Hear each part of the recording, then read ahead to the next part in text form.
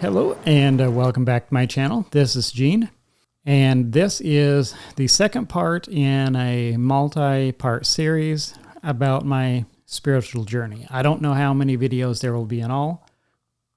I'm kind of winging it. So I want to start off by saying that if you are investigating the Church of Jesus Christ of Latter-day Saints and you're considering joining it, it would benefit you to watch this series and to do some serious inquiry into why people leave the church before you decide to join it. If you are in the church and you're considering leaving it, I'm not trying to convince you to leave, but I do hope that you stay only if and after you have learned all of the darker secrets of the church and that you make the decision fully informed.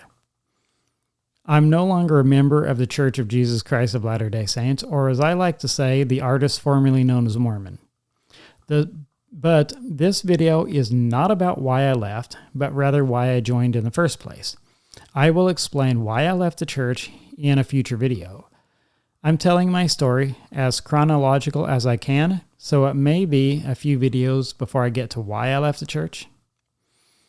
It wouldn't do justice to the story to try and tell it in a short video. And if I made a single video that truthfully told my story, it would be hours long. So instead, it'll be broken up into many videos. And I really hope you stick around for the entire journey. I was baptized into the Church of Jesus Christ of Latter-day Saints about a month after my 20th birthday. And at the time, I wasn't introspective enough to truly understand why I was drawn to the church, but looking back and reading my journals, it is quite clear, and I will go into the reasons why I joined the church in this video, as well as the events that led up to me joining the church. When I was younger, I lacked critical thinking skills, as I had never been taught them growing up since I was homeschooled. I didn't really learn critical thinking skills until I went to college, but I guess late is better than never. As I mentioned in the first video in this series, I was raised in a Christian cult. My father called it worldwide revivals, but my father was never able to get or keep many adherents because he was extremely abrasive and offensive instead of being charismatic. To be a successful cult leader, you have to be charismatic, tell people what they want to hear, or both. But my father chose the none of the above option.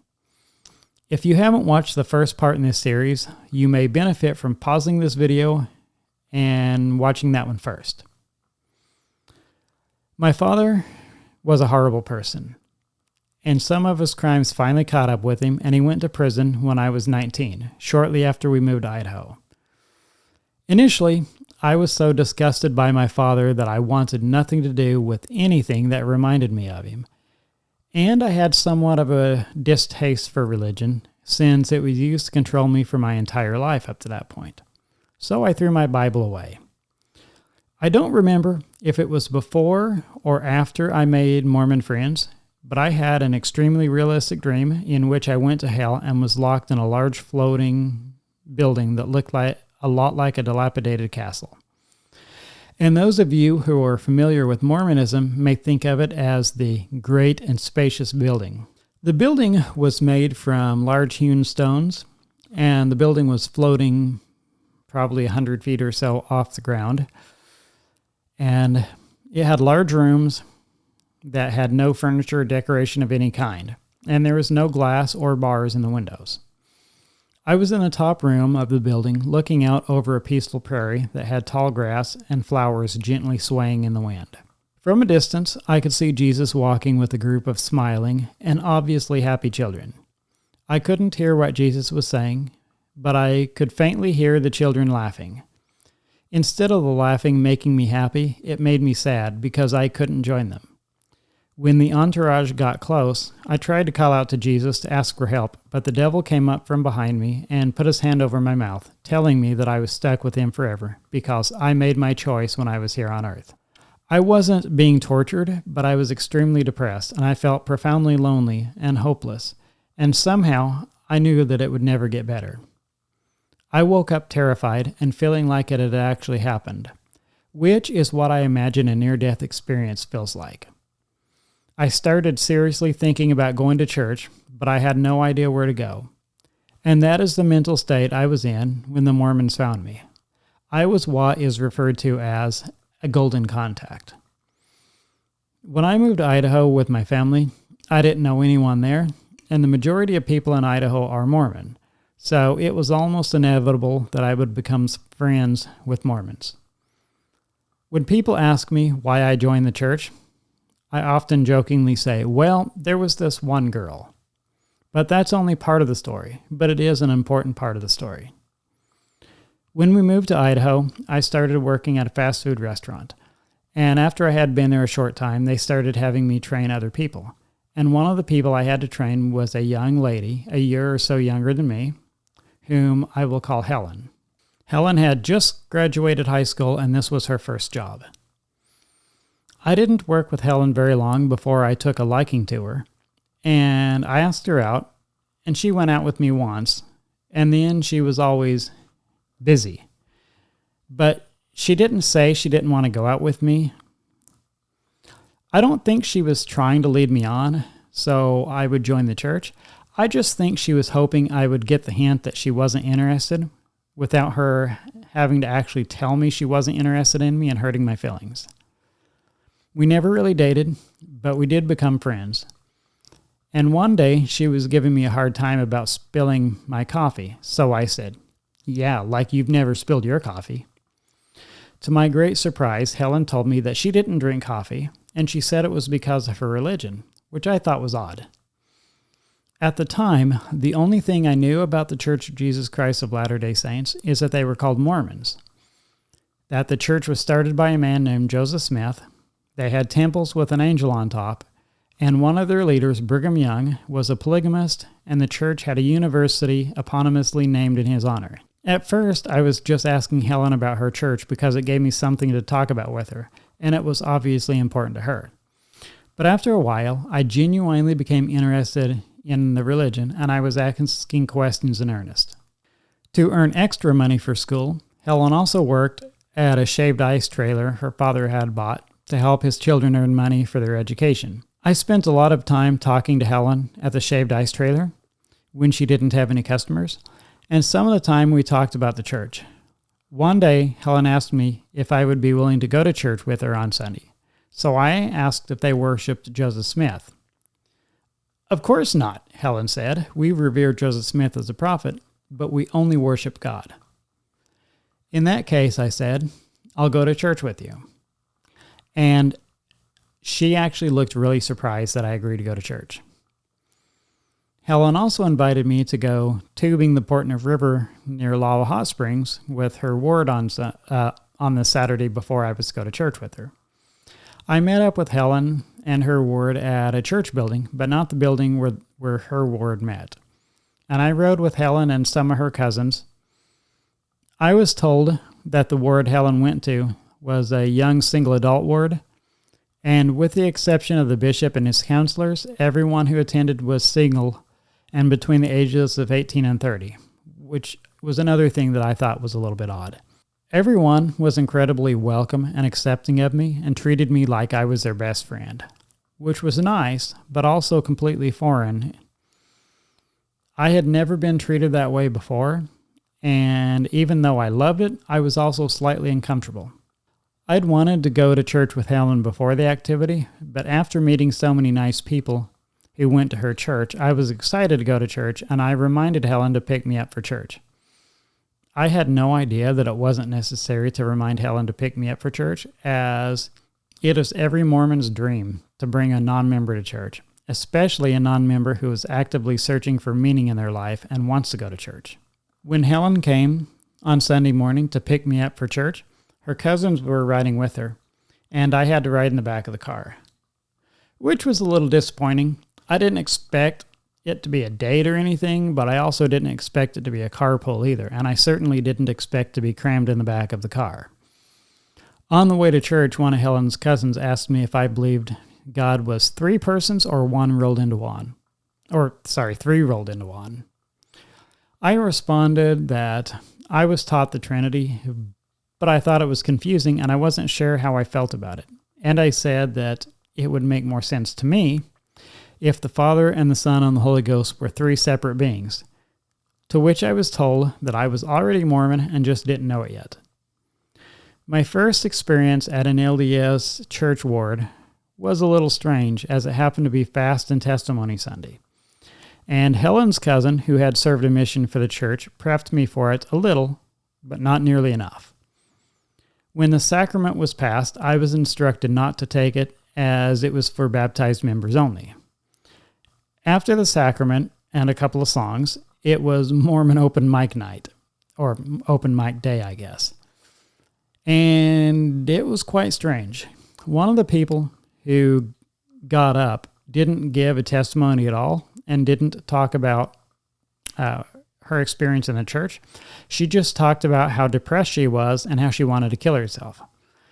I don't think anyone actually sympathized with her. They just rolled their eyes. I really hope that she got the help she needed and that she didn't kill herself. There were also a lot of other strange things said over the pulpit, which I would later learn is pretty much par for the course in fast and testimony meetings. Helen and her cousins assured me that it wasn't always like that and told me someone usually gives a talk on a gospel subject on Sundays, which I also thought it was odd that they didn't have a preacher that would get up and preach a sermon every Sunday, that it was different people all the time. That was a different concept to me, being raised a Baptist. After sacrament meeting, we went to gospel doctrine class, and it was about missionary work. And I remember someone saying that you can't convert someone who is more converted than you are, and that you had to make sure you had a strong testimony before attempting missionary work. I thought it was a bit odd that for the last hour of the service, the men and the women were separated, and I was glad to have someone I knew, at least a little, to sit with. I also thought it was odd to have a church service that lasted for 3 hours. I'd gone to revivals as a child that lasted for several hours, but for the most part, the church services I attended were around an hour. And of course, I hear now that the LDS Church is 2 hours now, but even 2 hours is a lot. Despite my first visit to church being extremely odd, I was still interested in the church, especially since everyone was so nice to me, and I immediately felt accepted. I had no idea that such a thing even existed, but I was being love-bombed, and that was why everyone was so nice and welcoming to me. There was definitely a difference in how I was treated as an investigator versus a member. One of the main reasons I joined the church was because in the church I felt loved and accepted for the first time in my life. And being loved and accepted was what I wanted most in the world at that time. Also, when I first started going to the church, I didn't know how big of a commitment it was. And I had no idea that if you're a good Mormon, the church impacts every aspect of your life and every decision you make. The missionaries for the area I lived in were supposed to come to my house and teach me about the church, but they never showed up. So Helen's dad told her to invite me over to their house to be taught by the missionaries from their ward. Once I was on a mission, I looked back at the events leading up to my baptism and said, "What idiots. They turned down a golden contact and a guaranteed baptism." Before I even met the missionaries, I think on the Sunday I first went to church, Helen gave me a copy of the Book of Mormon that she had written her testimony in and highlighted a few of her favorite verses. And I actually have that book here. It was one of the most important things to me, and I even had my name engraved on it because it was so important to me. This is my very first Book of Mormon. And her testimony she wrote in there, "Dear Gene, if I could give you anything in the world, this is what it would be. This book means so much to me, and I know it to be true. It has a power to it that helps me every day. It truly testifies of Jesus Christ, who is the Savior of the world and our Redeemer. I know Jesus Christ came and lived on the earth as a person with flesh and bones, and died on the cross and atoned for all our sins. He will come again, and we need to be ready. We all need to come unto Christ and be like him. I hope you read this book and let the Spirit into your heart. Sincerely, Helen." And obviously Helen's not a real name, but that's the name I'm going with. So the missionaries pretty much had to pick their jaws off the floor when they learned that I'd read almost the entire Book of Mormon before I ever talked to them. The missionaries told me to skip ahead and read Moroni 10, 3 through 5, and to pray and ask God if the Book of Mormon was true. And of course, anyone who served a mission or anyone who's a convert to the church knows that Moroni 10, 3 through 5 is the promise where Moroni says that if you read the book and pray with real intent, that God will tell you that it's true. When I went home, I prayed to know whether or not the Book of Mormon was true and whether or not the church was true. And I didn't feel any overwhelming feeling, but I did feel good about what I'd read, and I had a good experience in the church. I completely finished reading the Book of Mormon before I met the missionaries again. On the next visit, Helen and her family, as well as the missionaries, told me that feeling good about what I had read was evidence from the Spirit that it was true. But I was concerned that I didn't have the profoundly moving spiritual experience that members of the church talk about having. But I didn't think it was due to any fault of the church or the Book of Mormon that caused me to not get a strong and undeniable witness from the Spirit, but rather my own unworthiness. I had an extremely low self-esteem. Years of abuse and gaslighting will do that to a person. During that second meeting with the missionaries, I was asked if I would follow the example of Jesus Christ and get baptized. And after I thought about it for a few minutes, I agreed. The rules that I was told led to exaltation seemed straightforward, and I knew I could follow them. The only rule that was difficult for me to accept was not drinking coffee, as I had drank coffee since I was a young child, probably 6 or 7. But I committed right then and there to give up coffee, and I didn't even tell myself it was okay to have one more cup. I have no idea why, but I was never baptized while growing up, despite the fact that my father was an ordained Baptist minister. Even if I had been baptized as a child, though, I still would have had to been baptized to join the church, as they firmly believed that only their baptism counts. Being a Baptist and not baptizing his own children wasn't my father's only sin. He rarely practiced what he preached, including the fact that my parents were never married. Verses like Deuteronomy 23:2 that say, "A bastard shall not enter into the congregation of the Lord. Even to his 10th generation shall he not enter the congregation of the Lord." And that's King James Version, by the way. But verses like that really bothered me. According to the Word of God, I was to be rejected for something I had no control over. Because I had been taught my entire life that I was worthless and would never amount to anything, the idea of being able to earn my salvation by following rules was extremely appealing to me. Because I was always good at following rules. I had no control over being born a red-headed bastard, but I could follow rules. I had an exceedingly difficult time with the concept of Jesus dying for my sins because I didn't feel that I deserved it, and I felt guilty for having committed any sin that made it necessary for Jesus to die for me in the first place. Feeling like I didn't deserve the sacrifice of Jesus wasn't something new, though, but it was something that I had struggled with my entire life. But being told that Jesus did it willingly because he loved me was something that was new to me, as growing up I had always been told that it was more like a parent who grudgingly sacrificed to help out a troubled child. When I met the missionaries at Helen's parents' house for the third time, we worked out the details of the baptism after the discussion, and I was shocked to learn that I would have to go to a different ward where I knew no one because of where I lived. I had thought that you could just attend wherever you wanted, like with other churches, but I was told that members had to go to their assigned ward based on where they lived. I was highly disappointed that I would not be going to Helen's ward, but not disappointed enough to change my mind about getting baptized.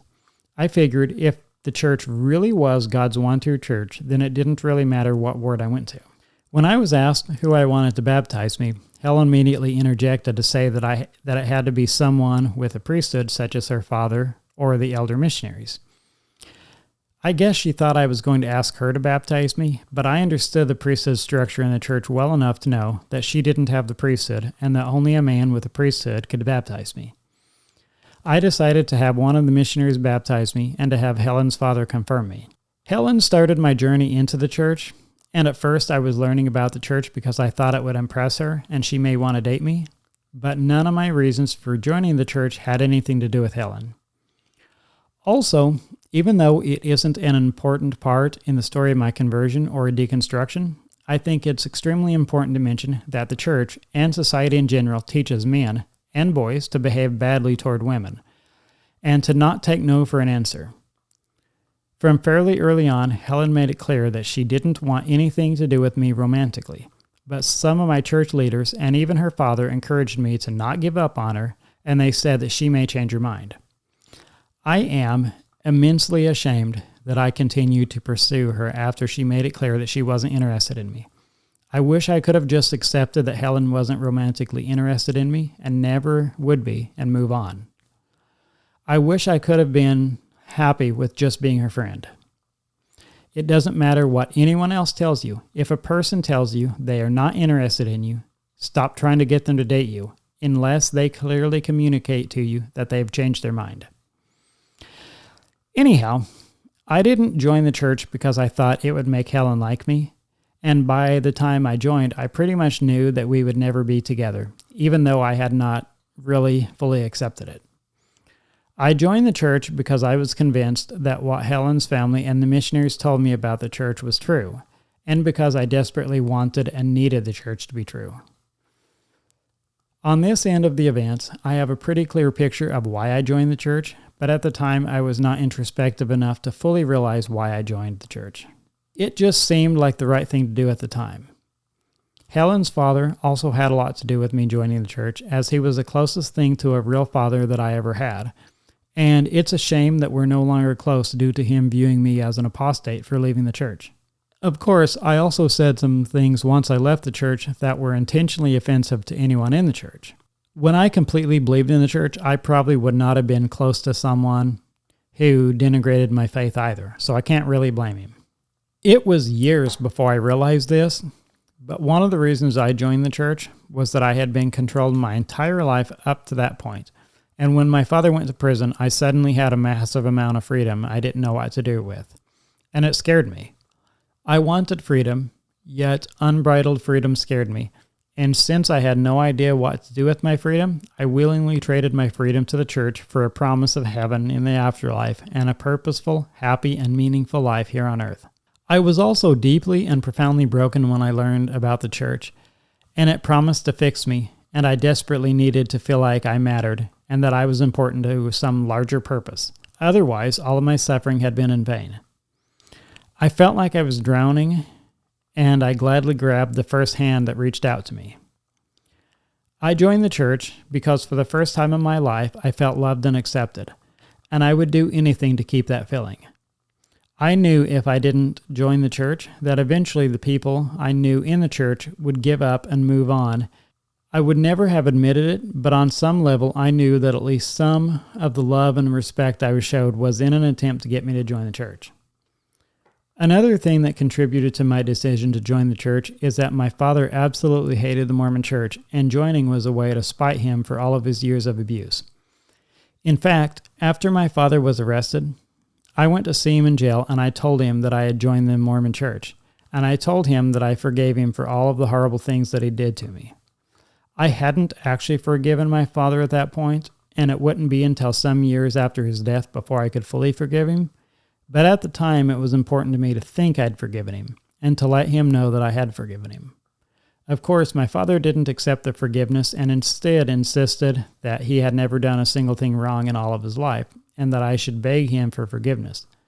The last thing my father ever said to me was that I was his biggest enemy. I was disappointed, but not surprised.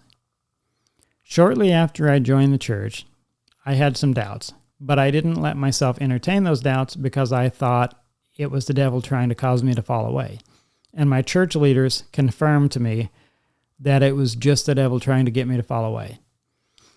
I will talk about the doubts I had about the church in future videos, but I think this is a good place to end this one. Also, it's important to mention that despite the reasons that I had for joining the church that I mentioned, once I joined the church, I firmly believed it. I completely believed that it was God's one true church on earth. And I didn't want anything to destroy that belief. And so I fought to protect it. But yeah, I will talk about my doubts in a future video and about my mission and all of that. As always, if you have any questions or comments, feel free to leave them down below, but please be respectful. If you enjoyed this video, please click the like button and share it with anyone who may benefit from watching it. And please subscribe and click the bell notification so that you don't miss any of the rest of the series. Thanks for watching, and I hope to see you in the next video.